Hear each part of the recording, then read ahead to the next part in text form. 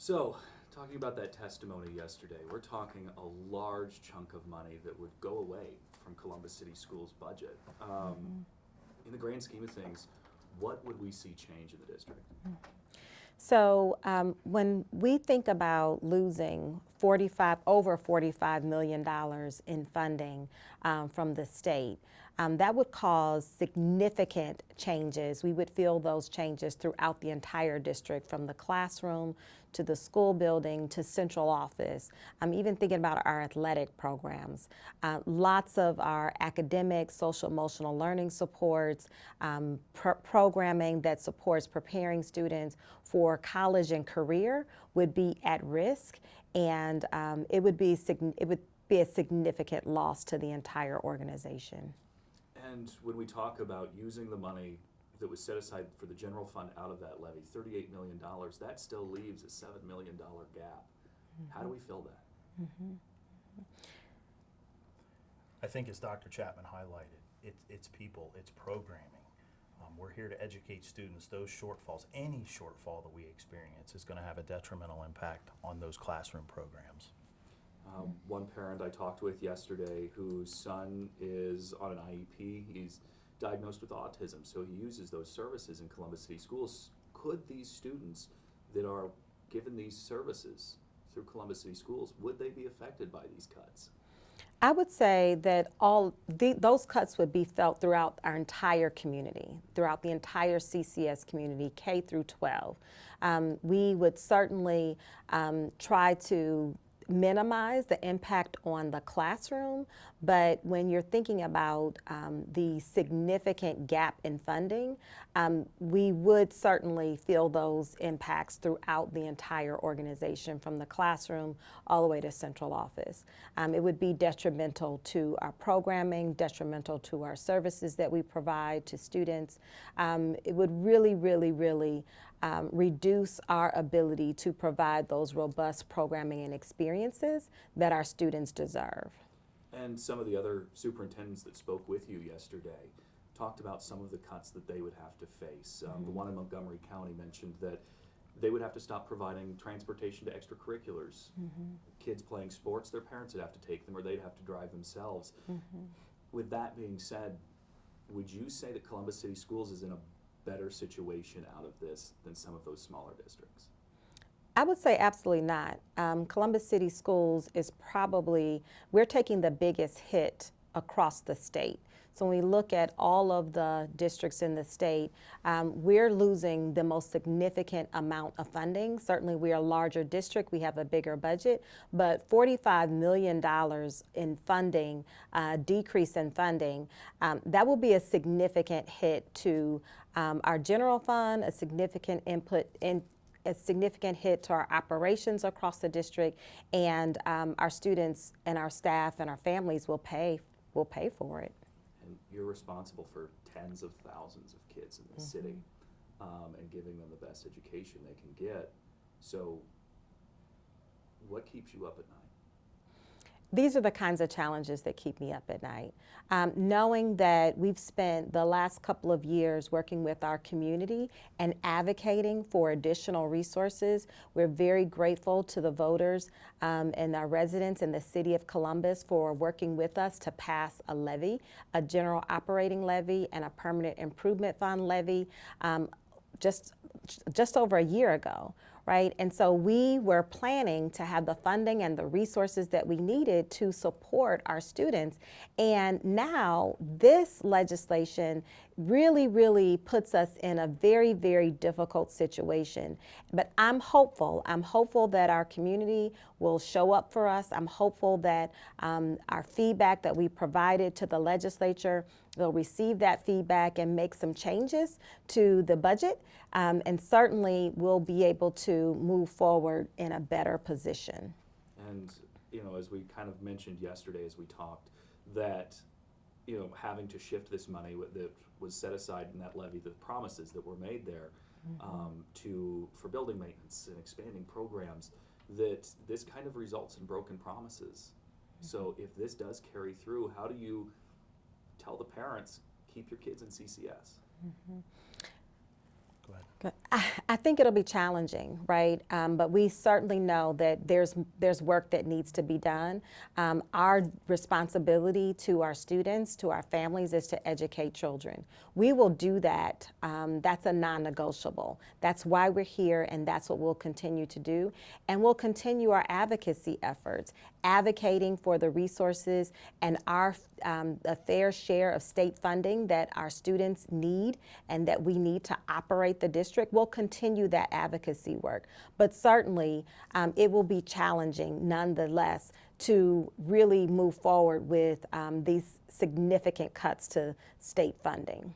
And, the district just went through with its restructuring plan to close school buildings and try to even out some class size numbers. The district struggles with overcrowding in some of its classes. We've heard that with parents. We've heard the school board talk about it. Would this be a direct impact on class sizes? Would we see a result? Hold on, let me re-say that. Would this cause a direct impact on class sizes? I would say it would not cause a direct impact on class sizes. We have contractual limits for class sizes, right? And so, but what we would see is that there are additional supports that push into the classroom that provide supports to support a third grade classroom. And so we would provide additional supports like instructional assistants to provide additional supports or small group instruction. And so we would see a reduction in the number of services and supports that wrap around the classroom, a number of services and supports that are provided at the school level, a number of services and supports that are provided from central office. We would certainly see a reduction in services and supports that are provided to our students, that are provided to our schools, and so it would be detrimental. And we talk about those wraparound services provided to students. It's no secret that there's a lot of outside factors that play into a student's success. What would go away? Is there anything that you have identified that absolutely would have to go away should this money disappear? Well, we will certainly continue to review all of the tough decisions that we'll have to make. Right now, we are thinking about where we would be able to scale back some of our services. In the last couple of years post-pandemic, we've seen an increase in social emotional needs from our students. When our students returned to school, we saw an increase in mental health needs for our students. Students having more needs, they need support of a school social worker and school counselor. And so we worked over the last couple of years to provide additional allocations and resources to our schools. And so we would certainly have to look at all of those wraparound supports to determine how we could make adjustments to our budget if we lose significant funding, which would impact not just staff, but it would also impact programming, additional programming, all of our career-connected learning programming that we had planned to extend opportunities to our secondary students so that they can learn more about the workforce opportunities in their community. So we would be looking at staffing, we'd be looking at programming, we'd be taking a hard look at all of those areas if we do lose significant funding this year. And I think that's key. It's if. We have an opportunity in front of us to share our story about Columbus City Schools, and I would encourage our parents to advocate on behalf of their students to make sure that we protect the critical funding. As Dr. Chapman mentioned, a lot is at stake. And while you were speaking with the House, just across the State House and the Senate, they brought up that Columbus City Schools this year has been fined more than $1 million regarding its busing policy for charter and private schools. So as we're talking about this money and how important that is, how do we justify these $1 million in fines as being a responsible use of public dollars? Mm-hmm. Well, certainly we're not the ones issuing the fines, right? We are providing a service to our students, and we're providing a service to our families. Everything that we do is in service of getting our students to school so that they can learn. We want to make sure that they have access to programming during the day, and a piece of that certainly includes transportation. We've been advocating and lobbying for really redirecting those resources to address the root cause of the problem, not to levy fines. And so we'll continue that advocacy and continue those conversations, but certainly we want to be advocating for making sure that we are directing the resources to the classroom. That's where we want to really support all of our resources to make sure that students are learning. So are these $1 million, is that something that CCS is paying? Yes, we're paying those fines, and again, I think it's critical to highlight those are dollars that Dr. Chapman and her team cannot utilize in the classroom. We have to pay those fines. They're assessed by the state. And now that we've seen the state continue to put more and more dollars into school voucher programs, away from public education, so for parents that see this, that Columbus City Schools could lose $45 million, why should they care? Why shouldn't they just say, I'll take the voucher and put my kid in one of the Holy Family schools? So we know that in Ohio, over 80% of our students attend public schools. And so we are here to provide the highest quality public education for all of our students, pre-K through 12, and that's where we're going to stay focused on. We have a job to do, we have an assignment to do, our parents, our families are counting us. There are over 47,000 students and families that have chosen CCS, and it is our duty and our responsibility to provide them with the service that they so rightfully deserve. And for people out, because CCS's budget's about it's in the billions, correct? 1.7 billion, all funds. Okay. Correct. So that's a hard number to wrap your mind around for Sure. the average person. Sure. So when you're talking 1.7 billion, for the average person to hear 45 million goes out of that. Why does that matter? I think it matters because it impacts programming. That's curriculum. That's perhaps lunches, staff, wraparound supports, counselors, social emotional, all the supports that we've seen a massive increase in education since the pandemic, things that matter.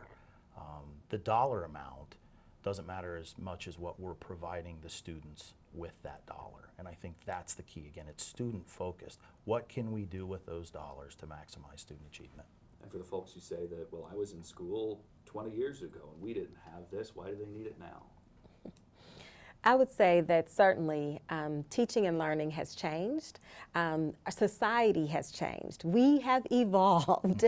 And certainly we think about today's classroom and the needs of today's classroom and the needs of today's students. Our students need and want and need to have access to a full complement of services, which includes the arts. It includes access to PE, art, music, library, as well as social emotional learning. Students need to have access to a counselor. They need to have access to a social worker. We need to have programming that really meets the demands of today's society that prepares our students, not just for today, but also for tomorrow. And those experiences, unfortunately, aren't free. And so we have to make sure that we have the resources to provide for those experiences. Similarly, we have expanded early childhood access to our families this year in CCS. We've opened 6 new classrooms. That was certainly, and thanks in part to our community for passing the recent operating levy. But early childhood programming, certainly we don't receive full funding for that from the state. So we have to pick up a huge burden of that, those expenses on the general fund, and we braid that funding with other funding from the city, from the state, in order to provide early childhood programming to our youngest students. And so that means over 1,500 students across the city now can start school at the age of 4 instead of waiting till kindergarten. And yesterday, as we heard from more superintendents, didn't matter the size of the district. Chesapeake's a district of 1,200. And a lot of the issues they face are similar. It doesn't matter, rural or urban, you've got disadvantaged kids who need these services. Do you think the legislature's listening? I'm certainly hopeful. I'm certainly hopeful that they're listening and they're paying attention. Certainly, We're speaking out, we're advocating, but we also have community members, parents, and family members who are also doing their part too. So it's not just one voice, it's a collective voice from public schools across the state that are weighing in and sharing their feedback and really, really calling out how these significant cuts and this change in funding will impact their districts across the state. Yeah, I would echo that sentiment. I think as the state looks at workforce development, we're attracting companies like Intel here. It takes an educated workforce for those companies, and that starts right here at Columbus City Schools.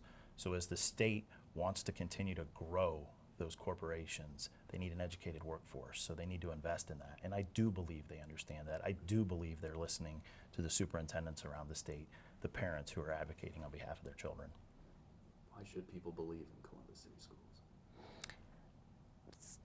Families, community members certainly should believe in Columbus City Schools because there's great work happening here.